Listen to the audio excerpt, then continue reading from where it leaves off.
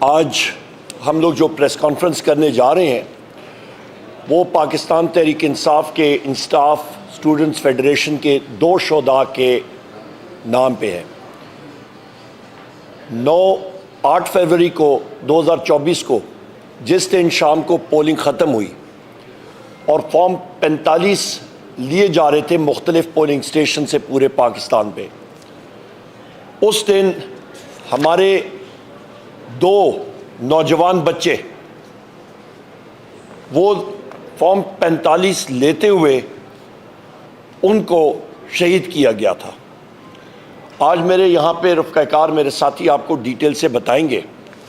ایک کا نام محسن خان، یا آپ ان کی تصویر دیکھ لیں، ان کے لائقین بھی یہاں پہ موجود ہیں۔ محسن خان۔ دوسرے ہمارے ساتھی، یہ 16 سال ان کی عمر ہے، حسن ضیاء، یہ بھی ان کی تصویر آپ دیکھ لیں۔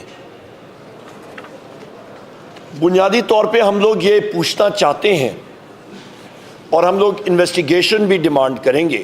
الحمدللہ کے پی میں ہماری حکومت بھی آئی ہے اور میں خود چیف منسٹر علی امین خان گنڈاپور سے یہ بات کروں گا کہ وہاں پہ ایک امپارشل انکوائری ہونی چاہیے، اور جو لوگ اس کے ان ساتھیوں کے قتل میں ملوث ہیں ان کو کیفر کردار تک پہنچایا جائے۔ پر بات یہ آتی ہے کہ یہ صرف شانگلہ کی کہانی نہیں، پاکستان کے مختلف علاقوں میں لوگوں کو ڈرایا گیا، دھمکایا گیا فارم 45 لیتے ہوئے۔ پولیس نے لوگوں کو زد و کوب کیا، اس کی ہم لوگ شدید الفاظ میں مذمت کرتے ہیں۔ پاکستان تحریک انصاف کا معنی ہی وہ تحریک جو انصاف کی جستجو کرتی ہو۔ ہم لوگوں کے قائد جناب وزیر اعظم عمران خان صاحب نے بارہا بار ہمیں ایک چیز کی تلقین کی ہے، جیل میں بیٹھے ہوئے بھی انہوں نے ایک ہی چیز کے بارے میں بات کرتے ہیں۔ وہ میں تقریباً 10 مہینے پہلے ان سے میری 1 ہفتہ پہلے ملاقات ہوئی تھی۔ سلام کے بعد انہوں نے سب سے پہلی چیز یہ کہی تھی کہ رول آف لاء کے لیے ہم نے اپنی جد و جہد جاری رکھنی ہے۔ ایک شخص جو کہ جیل میں بیٹھے ہوں، پابند سلاسل ہوں، آدمی خیال سوچتا ہے کہ جی وہ کسی اور چیز کے بارے میں ان کے ذہن پہ بات ہوگی، پر ہمارے قائد عمران خان صاحب کے ذہن میں رول آف لاء ہے، کیونکہ وہی واحد چیز ہے جو کہ اس ملک کو اس کرائسس میں سے نکال سکتا ہے۔ جس طرح کہ میں نے اپنی تقریر جو میں نے بحیثیت امیدوار وزیر اعظم کے قومی اسمبلی کے فلور پہ بھی کی تھی، آپ ساتھیوں نے سنی ہوگی، وہاں پہ بھی میں نے یہی کہا تھا کہ رول آف لاء ہونا چاہیے۔ اور آج ان شہداء کی بات آج پریس کانفرنس پہ بھی کر رہے ہیں اور فلور آف دا ہاؤس پہ بھی ہوگی انشاءاللہ۔ یہ آپ کے سامنے میں نے ان کا اوور آل پکچر آپ کے سامنے رکھی ہے۔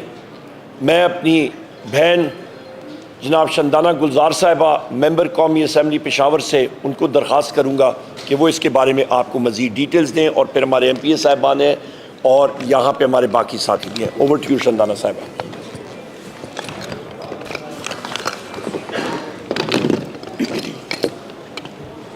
بہت شکریہ سیکرٹری جنرل صاحب، عمر بھائی۔ یہ ایک ایسا تکلیف دہ چیپٹر ہے پاکستان کی ہسٹری میں کہ ہم دیکھ رہے ہیں کہ ہم فلسطین بنتے جا رہے ہیں، ہم کشمیر بنتے جا رہے ہیں۔ اپنے ہی لوگ، چلو فلسطین میں تو دشمن ہے جو ہمارے مسلمان بھائی بہنوں کو شہید کر رہا ہے، کشمیر میں تو دشمن بیٹھا ہے جو ہمارے بھائی بہنوں کو مار رہا ہے، یہاں کون بیٹھا ہے؟ اور ان 2 بچوں کا بائی دی وے 2 شہید ہوئے ہیں، 12 زخمی ہوئے ہیں، اور ان دو کو سیدھے سر میں گولی پڑی ہے، سنائپر شاٹ پڑا ہے۔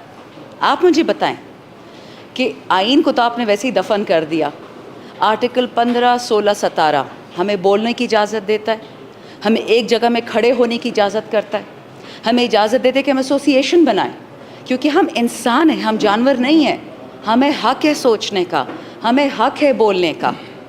لیکن ان کے ساتھ جو ہوا اس وقت، یہ فسطائیت اور بربریت آپ کو ایک چیز بتا رہی ہے، ہم آپ کے گھر پہ چھاپے بھی ماریں گے، ہم آپ سے آپ کے ووٹ بھی چرائیں گے، ہم جھوٹ بھی بولیں گے، اور پھر اگر آپ اس پہ پروٹیسٹ کریں گے, احتجاج کریں گے, تو ہم آپ کو گولیاں بھی ماریں گے. کجا قانون, کجا آئین, اور مار کس کو رہے ہیں؟ پاکستانی بچوں کو. یہ اگر پیپلز پارٹی کے ہوتے یا نون لیگ کے ہوتے, جو IF کے, یہ پھر بھی پاکستانی بچے تھے. یہ اگر پولیس کے ہوتے, فوج کے ہوتے, نیوی کے ہوتے, پھر بھی پاکستانی تھے. ہماری عقل کہاں گئی ہے کہ ہم پاکستانی خون بہاتے ہیں ایک بندے کو نیشنل اسمبلی میں بٹھانے کے لیے؟ 6000 ووٹوں سے امیر مقام صاحب ہار رہے تھے. آپ نے نقلی فارم 47 نکال دیا, ٹھیک ہے, آپ MNA بن گئے. کیا ان دونوں بچوں کا قتل بہت ضروری تھا؟ آپ کیا میسج دے رہے ہیں دنیا کو کہ پاکستانی کا دشمن ہوگا صرف ایک نیشنل اسمبلی کی سیٹ کے لیے؟ کیا 2 مائیں جن کی گودیں ہم نے اجاڑی ہیں, آج ویمنز ڈے ہے, ان ماؤں سے کوئی پوچھے گا کہ وہ 9 مہینے آپ نے پیٹ میں پالا, پھر ان کو جوان کیا, اسکول, ہسپتال, کالج, اور پھر ان کو کسی نے ایسے مار دیا؟ کیا وہ پولیس نہیں تھی جنہوں نے ان کو گولیاں ماری؟ کیا وہ پاکستانی نہیں تھے؟ اور ان بچوں کا گناہ کیا تھا؟ کیا یہ پروٹیسٹ نہیں کر سکتے؟ کیا آپ کا آئین سسپینڈ ہو چکا ہے؟ اگر ہو چکا ہے پلیز ایک نوٹیفیکیشن کروا دے سپریم کورٹ سے کہ جی آئین ختم ہے پاکستان میں, قانون ختم ہے پاکستان میں, ہم وہ کریں گے جو ہماری مرضی ہوگی, ہم نہ رنگ دیکھیں گے نہ دین دیکھیں گے, جس کا دل کرے گا اس کو گولی ماریں گے. اور یہ یاد رکھیں, یہ جو ظلم کی سونامی ہوتی ہے نا, یہ رکتی پھر نہیں ہے. یہ آپ کے گھر میں بھی ہوگی, یہ آپ کے گھر میں بھی ہوگی. کہاں یہ چیز رکے گی؟ یہ معاملہ کہاں جا کے رکے گا؟ ہم تو 45 اور 47 فارم کے لیے چیخ کے تھک گئے ہیں, لیکن کیا اس کے لیے ہمیں اپنی جانیں بھی دینے پڑیں گے؟ خان صاحب کو تو جیل میں بٹھا دیا, 13,000 ورکرز کو جیل میں بٹھا دیا, لوگوں کو اٹھوا رہے ہیں. انٹرنیشنل وومنس ڈے پہ میں یہ بات کرتی ہوں, جو ہوا عثمان ڈار کی والدہ کے ساتھ, قاسم سوری کی بیوی کے ساتھ, شہریار افریدی کی بیوی کے ساتھ, میری ماں کے ساتھ, ان سب کے ساتھ, ان کے گھر والوں کے ساتھ, یہ چیز کہاں جائے گی؟ صرف نیشنل اسمبلی میں بیٹھنے کے لیے, سیٹیں پکڑنے کے لیے. 40 سال تو آپ ان سیٹوں پہ بیٹھے ہوئے, آپ نے کیا تیر مار لیا جو اب مار لیں گے؟ یہ 2 شہادتیں ضائع نہیں جائیں گی. اور یہ یاد رکھیں کہ جن لوگوں نے اسمبلی میں جھوٹے قرآن کی قسمیں کھائی, فارم 47 والوں نے, یہ تو قرآن میں لکھا ہوا ہے کہ وہ ہلاک ہو گئے. آپ جب قرآن پہ جھوٹی قسم کھائیں گے وہ آپ کا پیچھا کرے گی. ہم تو صرف بے گناہوں کے لیے یہاں بیٹھے. میں اسے زیادہ بات نہیں کروں گی, میں ہینڈ اوور کروں گی اپنے بھائی شاہد خٹک کو, سیمابیہ کو, پھر ان کی فیملی آپ کو فل ڈیٹیلز دے گی. بٹ یہ یاد رکھیں, یہ PTI کا مسئلہ نہیں, یہ پاکستان کا مسئلہ ہے. آپ نوجوانوں کو ماریں گے, شروعات 2 سے کریں گے, بعد 2000 پہ جائے گی, یہ نہیں رکے گی. شکریہ.